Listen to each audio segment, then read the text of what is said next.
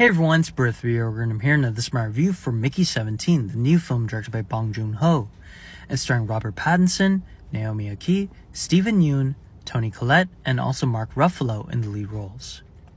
Now, this happens to be the first film since Parasite for Bong Joon-ho, which was the movie that won Best Picture and Best Director for Bong Joon-ho, and that was 6 years ago.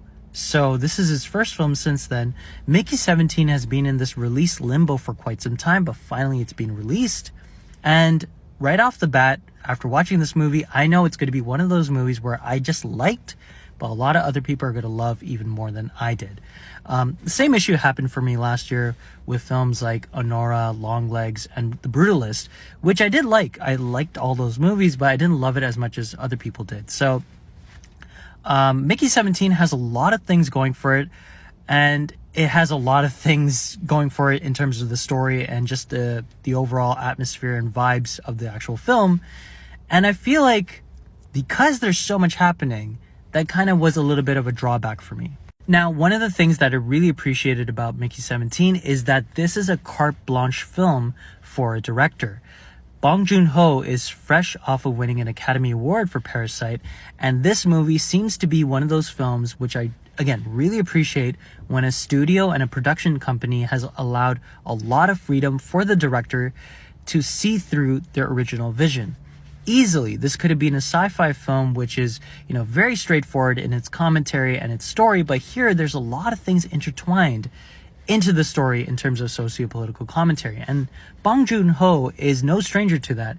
His Hollywood films so far, Snowpiercer and Okja as well, along with Mickey 17, are all intertwined with socio-political commentary and very important subjects. Mickey 17 talks about a lot of different things, including colonization, the ethics of cloning, and the morality of, are these clones actual human beings, or are they just, a photocopy of the original soul of another person? And then there's also the commentary about how corporations treat their workers and how, they might be viewed as expendable, people, and how the corporation can, in a blink of an eye or a snap of a finger, replace you.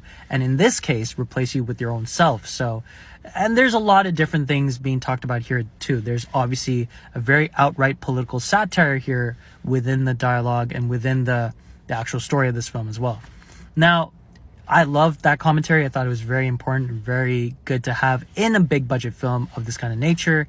And also, I felt like because there was so much commentary, it also muddled the plot a little bit for me. I feel like there was too much going on, and the tone of the film kind of made it a little bit wonky at times for myself while watching the film. So while watching Mickey 17, I felt like the movie overall was very, over the top in kind of its like atmosphere and kind of its vibe, which I did like at times, but also kind of made me step back from the film at times as well. I did like the kind of satire nature of the story and the kind of goofiness that was involving with Robert Pattinson's Mickey characters, but I kind of wish that the film kind of focused a little bit more on the satire nature. I kind of hope that, even though there is socio-political commentary in this movie, I hoped that it was going to go into a more serious route with that kind of commentary. But I did appreciate the fact that, Bong Joon-ho was adhering to the original idea that he had in mind and really bought into the satire nature of the story and kind of just went about it without, deviating from the kind of comedic kind of tone that he was probably going for. But yeah, that kind of was a little bit of a drawback for me. I kind of was hoping that it would be kind of more in the Snowpiercer kind of realm of like, yeah, it has some comedy, it has some lighter moments, but it goes into a serious kind of tone later on in the film. But, I digress.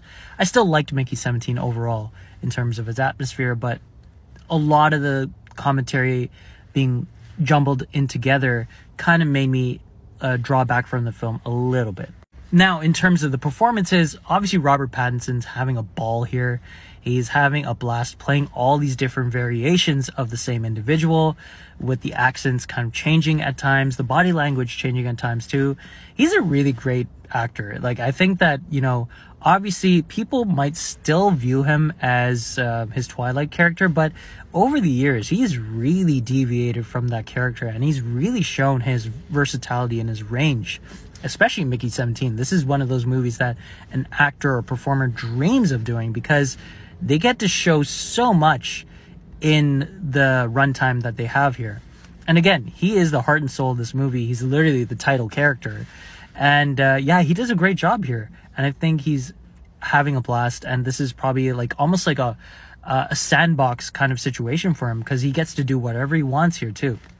Naomi Ackie was pretty good here too.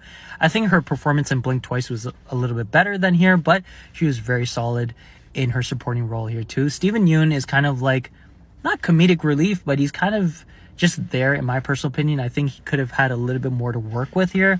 Toni Collette and Mark Ruffalo are playing caricatures, and I get it, but I feel like their performances could have been a lot better, especially Mark Ruffalo's. I think that he's done better in other films.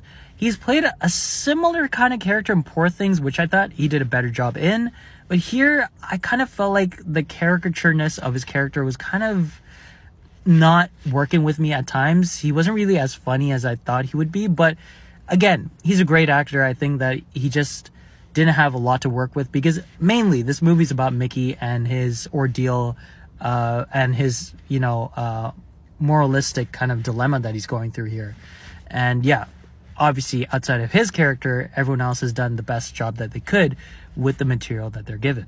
Now, the production values in this movie are pretty solid too. I think that, again, Bong Joon-ho is given carte blanche here. So there are times where it kind of reminded me of Snowpiercer in terms of the snowy nature of the film. But I thought that, the special effects, just the sets and the production overall was pretty solid. The music wasn't amazing. It was just kind of there. And overall, I feel like, in my personal opinion, again, like I said earlier in this review, Mickey 17 is going to be one of those movies which I appreciated for a lot of things. It's very commendable that Bong Joon-ho has talked about all these things in this movie.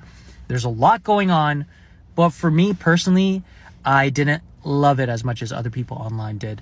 And I think that because there was so much going on and there's so much jam-packed into this one movie, and I feel like you could tell that the editing was kind of a little bit off too, because of all the things that they wanted to talk about. But yeah, that's just my personal opinion. I give this movie 7 out of 10.